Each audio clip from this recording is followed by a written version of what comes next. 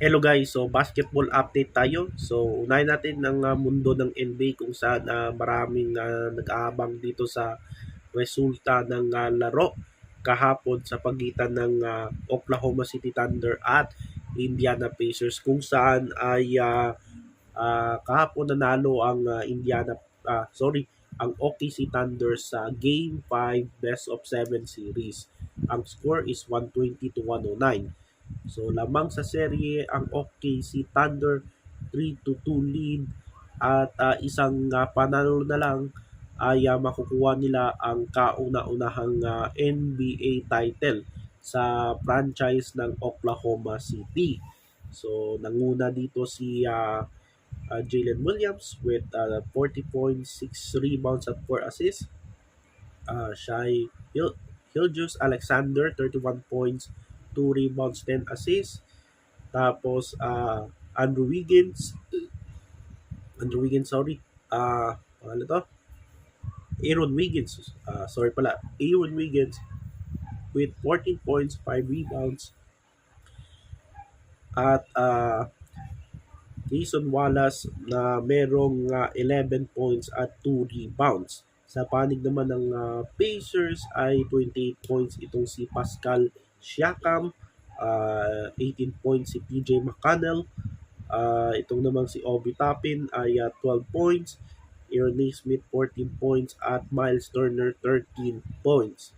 So ang Game 6 ay gaganapin sa Biyernes sa oras dito sa atin sa Pilipinas, sa home court ng babalik sa home court ng Indiana. So itong Indiana ay hindi papayag yan na tapusin ng Thunder ang serye sa Game 6. Of course, itong Pacers ay gusto nila itabla ang serye papuntang Game 7. So yan yung abangan natin kung babawi kaya ito, itatabla kaya ito ng Pacers ang serye o tatapusin na ng OKC Thunder at makuha nila yung kauna-unahan nilang NBA title as a franchise ng Oklahoma City.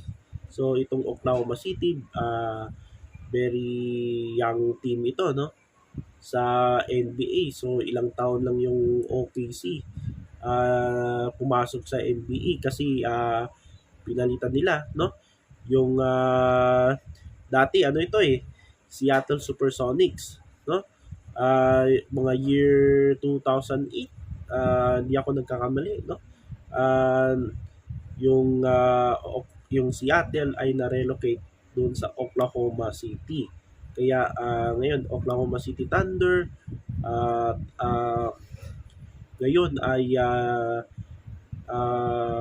naglalaro sila sa finals at naisubukan na makuha yung kanila ang kaunaw ng NBA title sa Oklahoma City.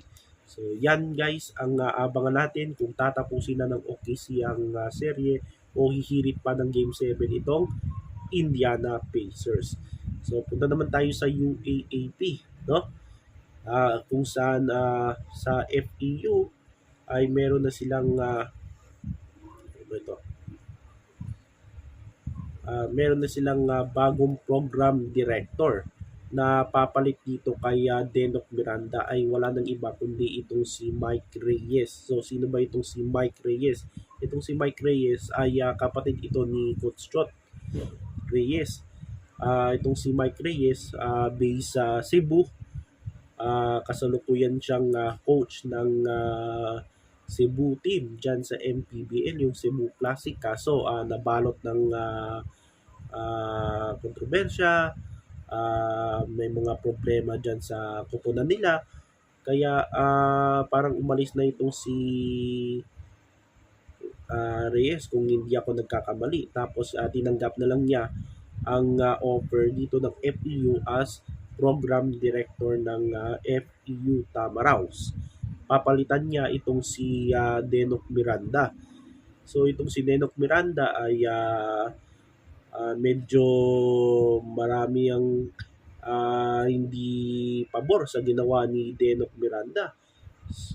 Tingin nila siya yung dahilan kung bakit umalis yung kanilang star player, ang reigning Rookie of the Year na si BJ Pre sa FEU.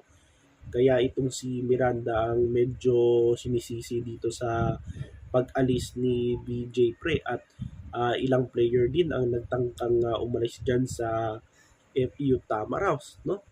Dahil sa kanya.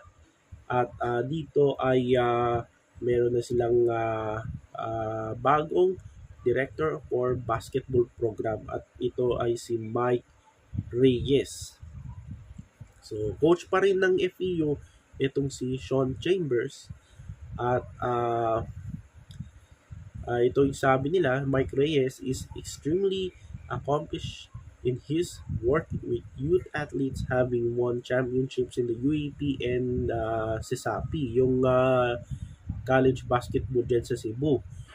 Nag-coach yata si Mike Reyes dyan sa Southwestern University. He brings his constraints-led coaching philosophy to the FEU, added to the school. So, hindi lang yung college basketball kundi yung hawakan niya, pati na yung baby, parang yung high school ng FEU. So, hawak niya. So, added the school of the former baby Tamaraw, who is the brother of TNT Tropangiga 5G head coach Chot Reyes. So, yun. Yung kanilang bagong program director, si Mike Reyes. So, itong si Denok Miranda ay magaling ito na gwardya sa FEU dati, at pati sa PBA, at maasahan mo din sa depensa, no? Itong point guard dati na si Denok Miranda. So, sabi ng FEU, we thank former program head Denok Miranda for the work he has done with FEU basketball the past years and wish him the best. Yung sinabi ng FEU, who only won 3 of their 14 games in season 86. So, masama din pala yung performance ng FEU noong nakaraang season ng UAP. So, yan. Abangan natin itong si Mike Reyes dyan sa FEU Tamaraws, kung ano ba yung mga contribution dyan sa kanilang basketball team. So, medyo maraming siguro maraming Cebuano din makakalaro dyan sa FEU. So, malay natin, no? So, yan yung basketball update sa araw na ito.